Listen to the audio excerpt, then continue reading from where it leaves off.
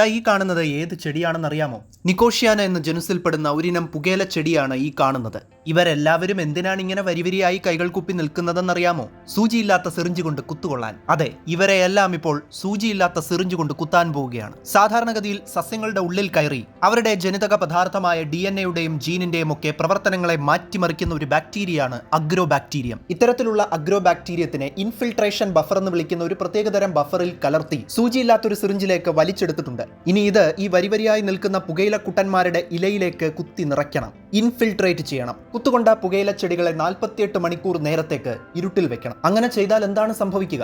48 മണിക്കൂറിന് ശേഷം ഇവന്മാരുടെ ഇലയിലെ കുത്തുകൊണ്ട ഭാഗം മുറിച്ച് കൺഫോക്കൽ മൈക്രോസ്കോപ്പ് എന്നറിയപ്പെടുന്ന ഫ്ലൂറസെന്റ് മൈക്രോസ്കോപ്പിന്റെ കീഴിൽ വെച്ച് നോക്കിയാൽ ദാ ഇതുപോലെ ചുവപ്പും മഞ്ഞയും നിറത്തിലുള്ള കോശങ്ങളെ കാണാൻ സാധിക്കും. ഇവിടെ എന്താണ് സംഭവിച്ചത്? പുകയിലേക്ക് ഭ്രാന്തൊന്നുമായതല്ല. നമുക്ക് താല്പര്യമുള്ള ഏതൊരു ജീനിനെയും അഗ്രോബാക്ടീരിയം എന്ന ബാക്ടീരിയത്തിന്റെ സഹായത്തോടെ ഈ രീതിയിൽ കൃത്രിമമായി പുകയിലച്ചെടിയുടെ ഇലയിൽ പ്രവർത്തിപ്പിക്കാൻ സാധിക്കും. ആ ജീൻ പ്രവർത്തിക്കുന്നുണ്ടോ ഇല്ലയോ എന്ന് കൺമുന്നിൽ കാണാനായി ചുവപ്പ്, മഞ്ഞ, പച്ച നിറങ്ങളിലുള്ള ഫ്ലൂറസെന്റ് ടാഗ് കൊടുക്കാൻ സാധിക്കും.